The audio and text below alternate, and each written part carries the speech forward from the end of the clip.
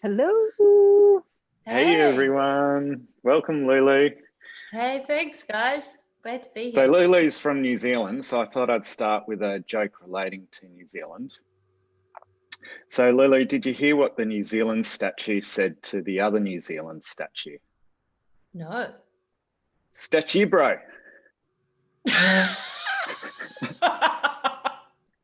Oh boy. That's good. That's good. Yeah, so Melanie. that's obviously a down under joke Go. Yeah, because yeah, the yeah, yeah, Americans on yeah. this side of the screen are like, All right. Well, welcome to the Masterful Morning Show. We're an international company. Can you tell?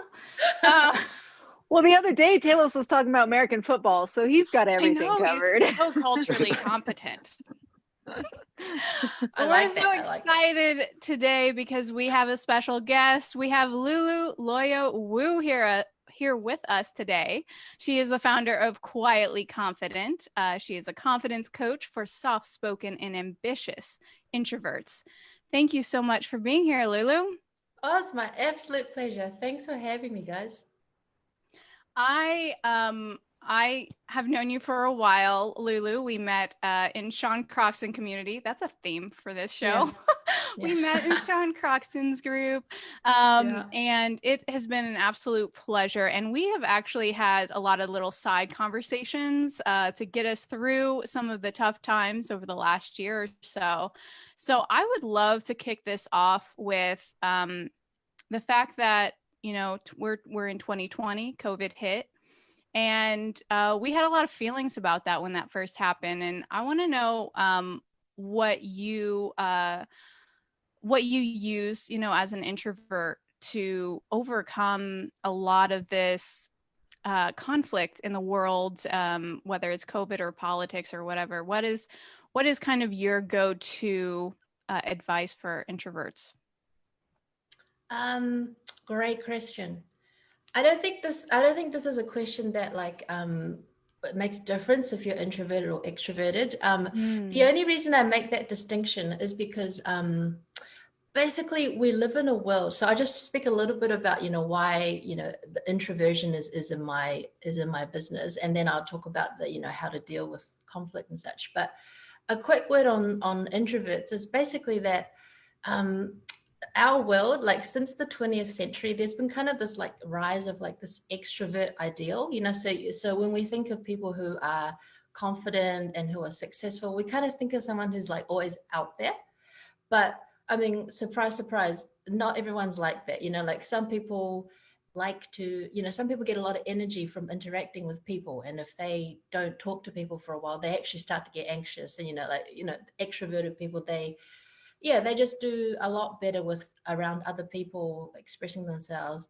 Whereas more introverted people, like myself, we might prefer listening to speaking.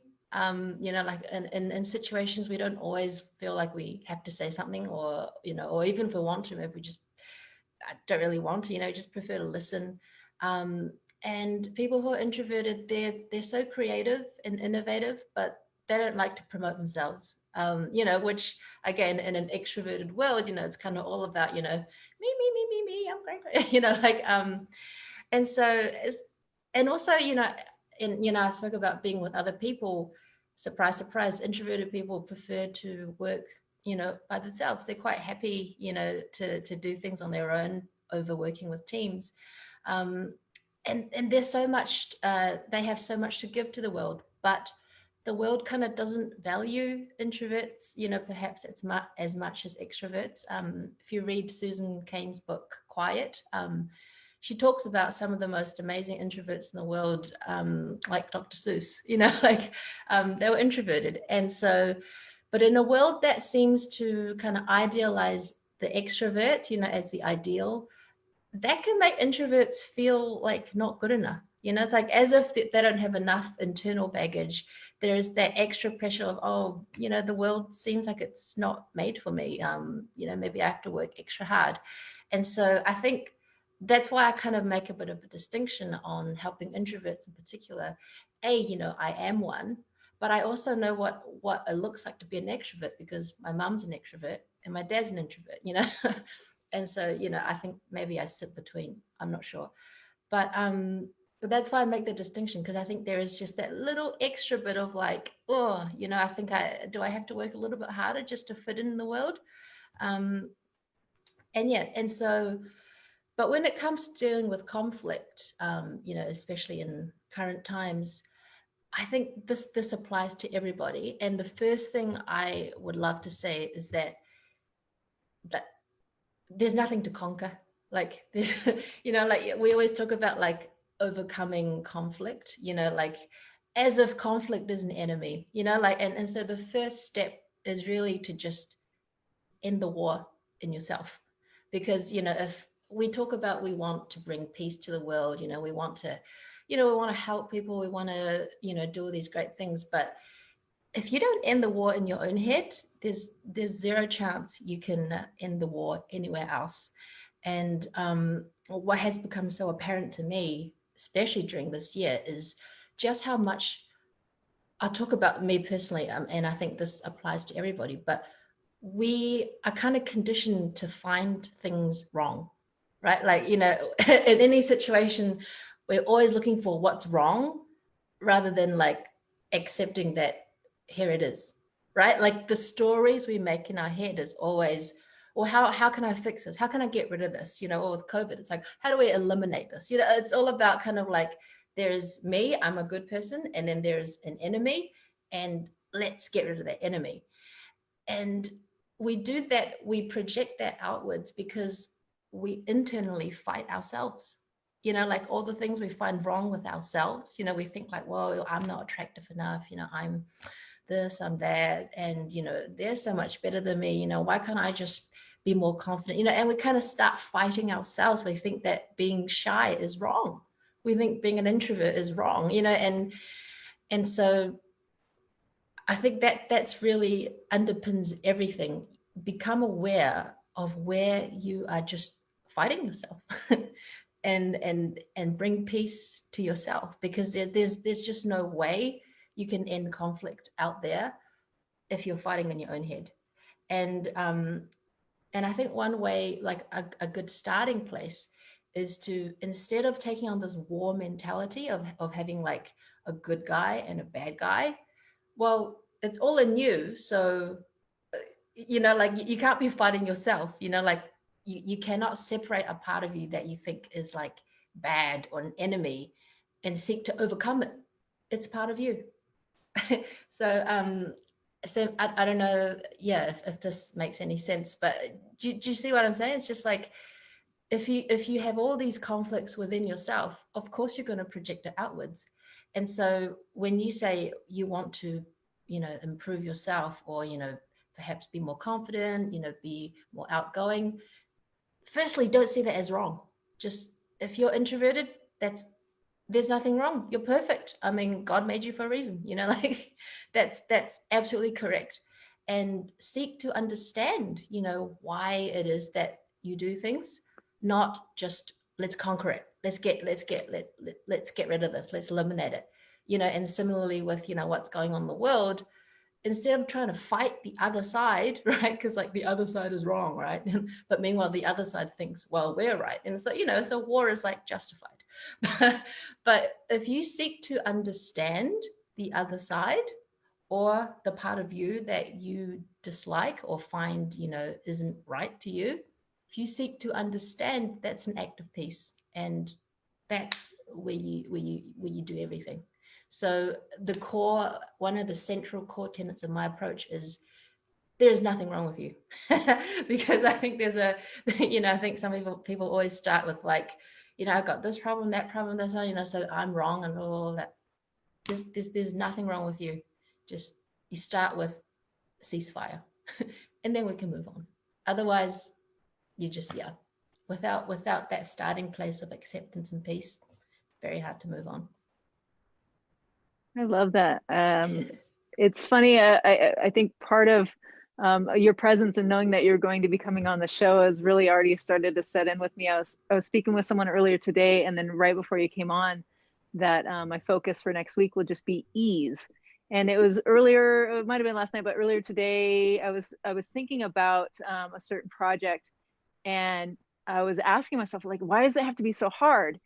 And that question alone, I answer myself like, it doesn't have to be. It's like it was like I was looking for the hardness in it, because I'm so used to seeing conflict. I'm so used to things, people complaining about it, myself included, about something being hard or difficult, that it's like, okay, when I sit down to do something, I'm looking for that. It's like, it doesn't need to be that way. Look for the ease, not that it needs to be easy, but look for the ease, things that you're naturally drawn to and are going to be able to do. It can be done with ease, and to seek that and to get it done with ease and to provide it to the world or to whoever you're serving. But I like how you mentioned about the conflict out there and within, because, you know, the more that we're not at conflict with ourselves, the more accepting we are of others. So, and, you know, like if we see more conflict out there, it's going to make us more agitated within. So I love how you bring that together. I did have a question as far as confidence. Confidence is huge in our community as well. And I was just wondering, for you personally, why it's so important for you to be able to teach that and you know, spread that in your community as well. Oh, well, I think for most of us who go into coaching, it's usually because of a personal, you know, story or, you know, personal experience, and I'm no exception.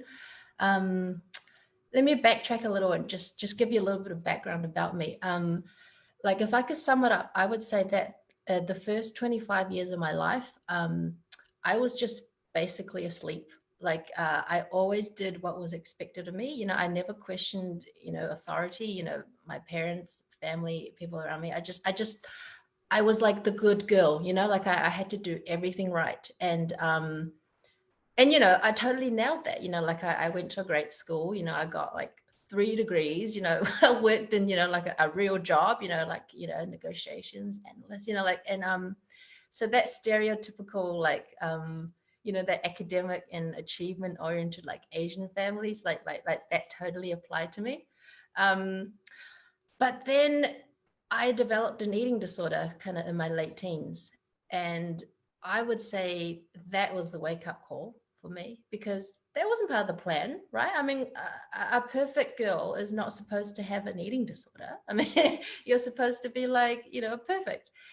And so, but the thing is, so up until that point in my life, I would say that, you know, I succeeded in life without trying too hard, you know, and if something didn't work, I would just muscle my way through it. You know, I would just like conquer it, you know, like I was talking, like you were saying before, I would just try to overcome it, you know, with more, I'll double down, you know, and then I'll stay up later and finish it, and then I'll still get an A. But that was that approach of like forcing and just trying to willpower your way through, that wasn't working with the thing that was really paining me the most. And so it was really, looking back, you know, that was a gift, you know, having an eating disorder for like 7 years of my life. It helped me to look deeper, you know, so that's where I kind of started learning more about nutrition, psychology, the emotional aspects, you know, of healing, bit of neuroscience, you know, and then, you know, also just looking at, you know, childhood, you know, conditioning and perhaps traumas. And then I think this is a really big piece. I think you guys will get it. It's really just bringing that connection to something bigger than yourself back to your life, because I think that's innate in everybody. But for whatever reason, I mean, at least for me, I lived in a very secular, physical worldview. You know, if you can't see it, you can't touch it, it's not real. And you know, and I guess it really took having an eating disorder to look bigger than, you know, beyond yourself, to think like, if I'm going through this, like, is this just to punish me, or is there something more, you know? And so bringing that perspective back in life, looking deeper, that was very much kind of helped me to wake up and just see, you know, why I'm doing the things I'm doing, and how it relates to confidence. Basically, so before Quietly Confident, I was doing health coaching, and I was helping people with their relationship with food, with body image, with, you know, all these juicy things. And it was when I was working with those people, I realized that, like, you know, they actually didn't have a problem with their weight or with food, but what was happening is what they were thinking about themselves. So like, for example, like, there were clients who they didn't feel confident to go for their dreams or to date or to whatever until they lost their weight. So like, they were putting their life on hold until, you know, something outside of them happened, waiting for something. Or it could be people who they had a hard time saying no to people. You know, they were maybe people pleasing. They were always wanting to make sure everyone else is happy before they look after themselves. And because they're always saying yes to things that, you know, they didn't want to do, they got resentful, and then they turned to emotional eating. So it's like, food's not the problem, you know, like, or they were very hard on themselves, you know, and if they make a mistake, they punish themselves, I don't know, with like exercising or with starving themselves, which would only lead to binging later, you know. So it kind of clicked to me. It's like, oh my gosh, they don't have problems with food and have problems with their body. It's just they see themselves in a particular way. They have certain thoughts and patterns, and that's the real thing. And so that's when I realized that, hell, it all comes down to self-esteem, like what you think of yourself, you know. And maybe you guys have read Nathaniel Branden's book, you know, How to Raise Your Self-Esteem, that little gem of a book. And he defines self-esteem as, you know, kind of two prongs. One is the belief in your capacity, the belief in your competence to get through life, to be able to handle the challenges of life. And then the other part of self-esteem is, you know, that you are worthy of happiness. And, you know, when I first read that, I realized, you know, women these days, I think most people, you know, feel pretty good about their abilities. You know, I mean, women are CEOs, whatever they want to be, right? They can do anything.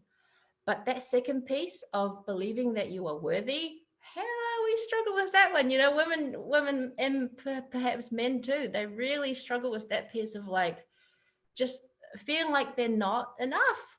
And that, you know, like, and especially for introverts, you know, like they probably feel like, you know, like in this world, I just don't fit in, you know, like and it's just whatever I'm doing, it's never enough. And it's that piece of worthiness, you know. And so that's why I, you know, and the thing is, I still work with people on their relationship with food, but I decided that, you know, quietly confident needs to be in the world, because the self-esteem piece is just so key to everything in your life. And until you can change the images in your head and the way you talk to yourself and the way you treat yourself, any kind of that forcing, shoving, trying to make things happen is not going to work. Like, you really have to go deep and look at your beliefs, you know, look at the way you were conditioned and programmed, and from there, you know. So yeah, that was a very long-winded answer to, you know, why confidence is important to me. Yeah, because of my own personal struggles of not feeling good about myself. That pain, you know, it's realizing that, you know, people don't need to suffer, you know, like we can all get together and make a change before we have to like go through something terrible. Why don't we just start now? You know. Yeah. Thanks for sharing that personal story, Lulu. It's always wonderful to hear how people get put on their life's path. I'm an classic introvert myself. So, you know, on these Zoom calls, I'll be all, you know, life of the party and outgoing, and then I turn off and I'm... And I was actually following someone who's a motivational speaker, very successful in business, and he's very outgoing. And I was following him a lot because I was picking up some good stuff. And one day he said, for all the introverts out there, get over it and be extroverted to be successful. And I was just like, oh, you're kidding me. You know, like probably a couple of years ago, I would have believed it and thought, you know, there's something wrong with me. I don't fit in.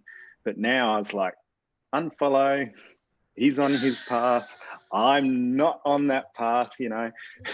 So what have you got to say about introverts feeling better about themselves and still being successful?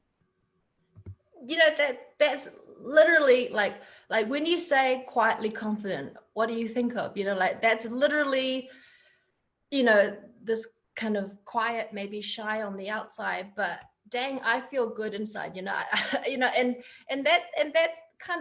the point. It's actually just not putting the emphasis on what other people think of you, because if the world thinks you need to look this way to be this, well, that's just okay, fine. If that's what the world thinks, that's fine.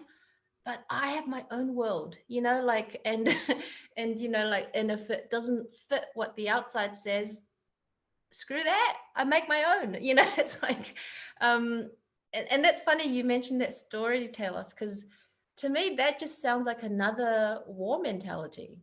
To me that just sounds like, us extroverts are right and introverts are wrong, and so let's change them. They need to join this side so that they can succeed. And it's like, I think that you just fight, there's that's, I think I see that as like spreading more division.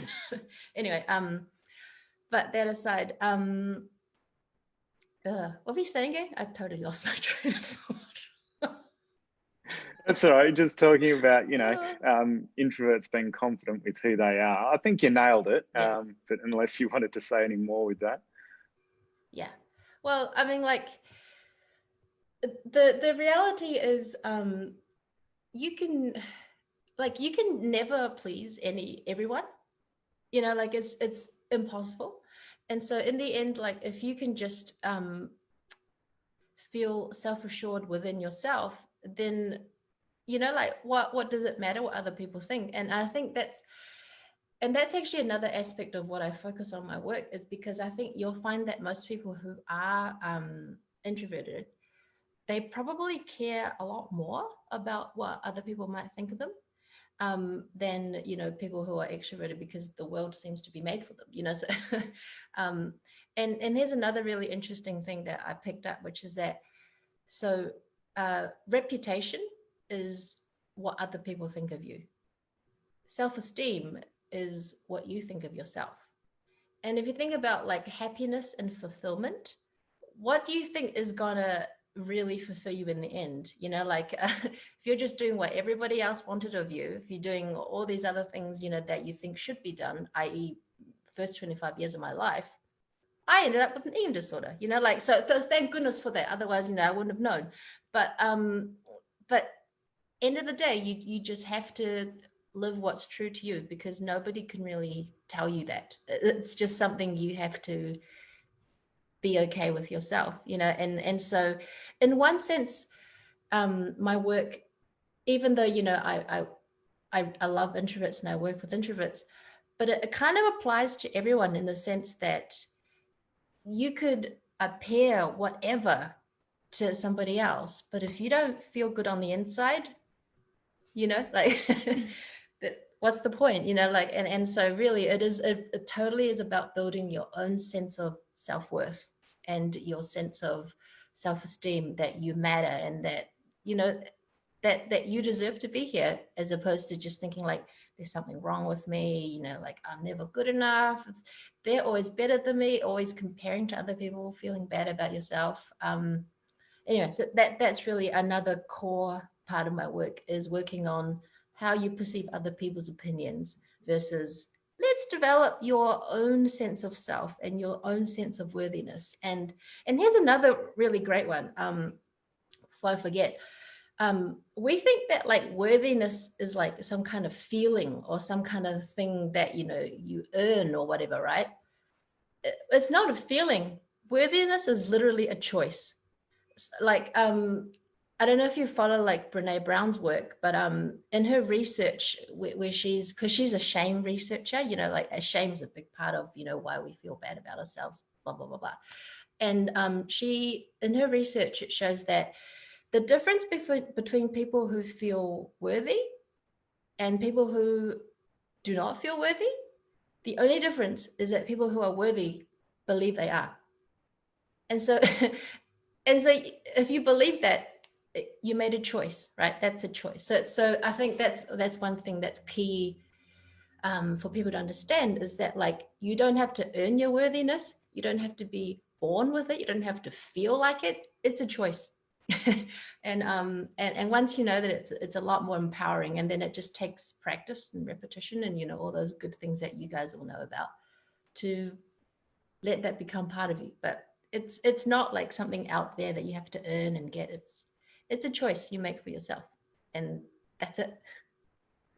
That's so true. And it's I'm sure a lot of people have done that. Like if you're struggling with something or something happens and you're trying to push it away, and you kind of catch yourself doing it, and you go, oh no, I deserve that, or whatever, you know, word that you use to describe it. But it's something you were fighting in here, trying to push away, and then suddenly you just let it in, and then you're good with it and you can go about your day. So, you know, if anyone's ever had that, that's all in the same line of that. And I totally resonate when you're talking about that. That's so I'm true. so glad you used that word, let it in, because like, as it comes to other people's opinions and such, this is such a key part, because we, you know, if you think about kids growing up, you know, and you know, maybe, you know, we all, if we go to school, you know, there's going to be stuff you have to deal with, and usually, you know, our self-esteem kind of gets knocked on our growing up journey, you know, whether that's from the parents, and I mean, not whether, it'll be from our family,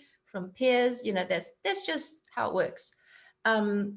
But the key thing is that when you're young, you don't realize that, you know, you kind of just absorb everything, you know, like, and you know, as it goes, as you guys probably understand with like neuroscience, like from the ages of like 0 to 7 or 8, you just absorb everything, you know. So whatever is said in your environment, whatever you pick up, you just take it into your subconscious without even questioning it.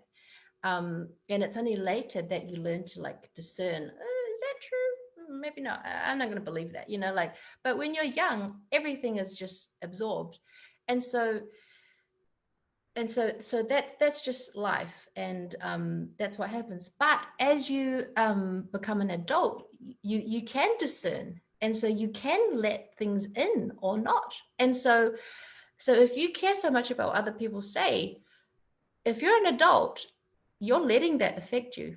It's not that, you know, they said something and you're like, oh my God, I must be so terrible. No, you believed it, you know. So and so that's actually quite empowering, because once you know, because adults, I think, you know, like from, is it 26 to 28 years old, 26 women and 28 for men, you know, the neocortex is kind of finished developing by then. And so if you're like in your 30s, you actually have full like cognitive capacity to not let something in. And so if you do, you did that, you know.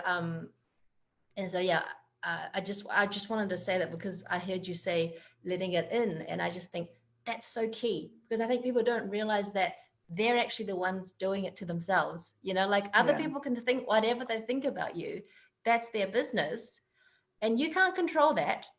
But if you let that affect you, then that's on you, you know, like, and this is not blaming, not shaming, just letting you know that, you know, you have the power to do this or not. Well, it's like what Talos demonstrated, you know, when he heard that from someone he was following and, you know, was listening to, he chose to say, no, I choose not to accept that. So that's a perfect example of how we're able to do that.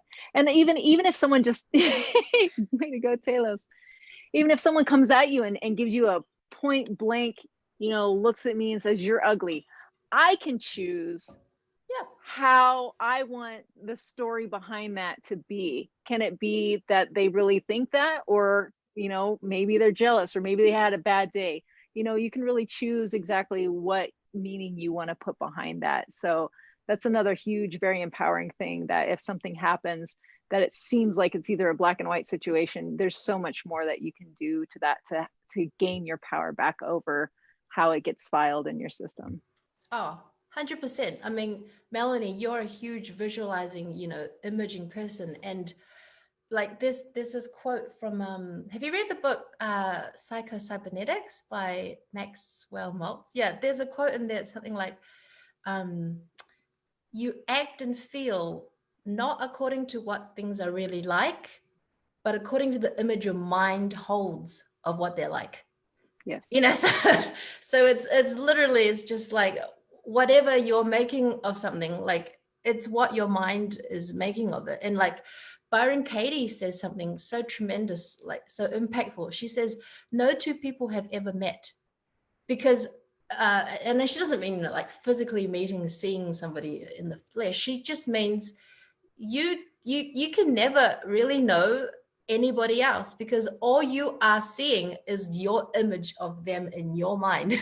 You know, so yeah, so I think once that's kind of a huge part of my work as well. It's changing your self-image, because when you because if you hold you can positive think all you like, you know, but if you hold a negative concept of yourself, a negative image of yourself in your mind, ain't nothing gonna change. Like like, and going back to that Maxwell Maltz book, Psycho-Cybernetics, so like Dr. Maltz was a plastic surgeon, and so this is a little bit funny, there's like a little bit of history about like this self-image psychology, but he was a plastic surgeon, and he noticed how like some people after plastic surgery, say they had like a congenital physical, you know, disfigurement, or even, you know, they were in an accident or whatever, he would notice that, you know, once those defects were corrected, people's personalities like change, like they completely change their lives, they gain confidence, and whoa, like what happened? But then there would be other people who, you know, they had disfigurements and then they would have the surgery corrected, but nothing would change because they still thought they were ugly. You know, they still didn't think well of themselves. And so so that's when he realized, oh my gosh, seems like it's not really a physical thing, but really just how you're thinking about yourselves. And so what he realized is that, well, self-image is actually the determining factor. It's not necessarily like anything that's physical, because yeah, why is it that, you know, some people who change the concept of themselves completely change their lives, and then other people who didn't, you know, their lives going to continue the same. And the thing is, like, if you think about it this way, there are people who, you know, perhaps were born with disfigurements or whatever, and, you know, they will feel some level of shame and anxiety about their appearance, just because, what can you do? Society, right? Kids, they're going to make fun of you. But the other thing is that we also have that, even if we don't have any disfigurements or whatever. Like for me, I just felt like I wasn't good enough. I mean, I used to. It's funny. I used to think, oh, maybe it's because I'm Asian, and so, you know, people don't, you know, just all these stories. And even though there's no physical defects, there's absolutely nothing wrong, you know, with most of us. We don't have anything that's physically wrong with us. Yet that mechanics, that those psychological blocks inside is exactly the same for people who had a disfigurement or have a disfigurement, people who don't have any disfigurements at all. It's the same psychological blocks that stops them from living their life fully, right? It's really just an image in their mind. So I don't know how I got into self-image from what you were saying, Melanie, but you know, that's another key part. It's it's kind of changing that self-concept and the image of yourself, because until you can shift that, whatever, you can like get whatever you want, you know, you could lose all the weight, you could whatever, it won't change how you feel about yourself. You know, like your self-esteem will remain the same even if you've lost weight or whatever. Yeah, absolutely. Lulu, you are amazing and brilliant, and I'm so glad that you're in my life, because what you teach does apply to both introverts and extroverts. And specifically when it comes to conquering self-doubt and how to stop worrying about what others think, you actually have a lot of tips, and you've actually provided us with a free guide that is in the description. But could you tell us a little more about how people can get connected with you and into your world? Oh, sure. So currently I am working one-on-one with clients. And so if you want to have a chat with me, you can book a free 20-minute call with me. If you just go onto my website, it's iamquietlyconfident.com. And like Marian mentioned, the free guide that I offer talks a lot about like how to deal with other people's opinions, you know, and things that you can do to kind of, yeah, to improve. I wouldn't say even improve, because I think we're all born naturally confident. That is actually our birthright. You know, like when you look at a baby, like if they need food, they will tell you. There's no like, oh, should I wait till, you know, they're feeling good and then I can ask, you know, if it's not too much trouble, can I, you know, like, you know, it's like if I need something, I'll ask for it, you know, like, and you know, and they'll cry, they'll scream, and they'll not feel shame, anything about themselves. And so that's how we all come into the world. We are all born naturally confident, but it is really during the growing up, you know, and the fitting in phase of our lives that we kind of get knocked in. And so it's really just about kind of removing those limiting beliefs that we had, you know, growing up, to kind of regain our natural confidence. And so, yeah, so I have a little guide which talks about, you know, one of those, because one of the big barriers is how we deal with other people's opinions. And so that's in the free guide. And if you grab the guide, you can also join my email list. I will frequently write blogs, and I'll just give away free advice about kind of, you know, how to work with, you know, self-image, self-talk, you know, self-care, all these kinds of things. So yeah, that's how we can stay connected. And yeah. Wonderful. Well, thank you so much, Lulu, for joining us. Melanie, did you have something? I just wanted to say thank you as well. It was wonderful chatting with you. So thank you for sharing that with our audience and with us. Oh, thank you so much for letting me ramble. Beautiful. Beautiful. Awesome. Well, if anyone else is tuning in and would like to join us and hang out this weekend, the Masterful Manifestors is hosting a vision board workshop on Saturday, November 7th at 6 p.m. Eastern. You can still sign up. So just head to our website and click on Vision Board Workshop, and you can join us. We're all going to be working on our vision boards this weekend. Again, thank you, Lulu, for joining us, and have a wonderful Friday, everyone. Thank you. Bye.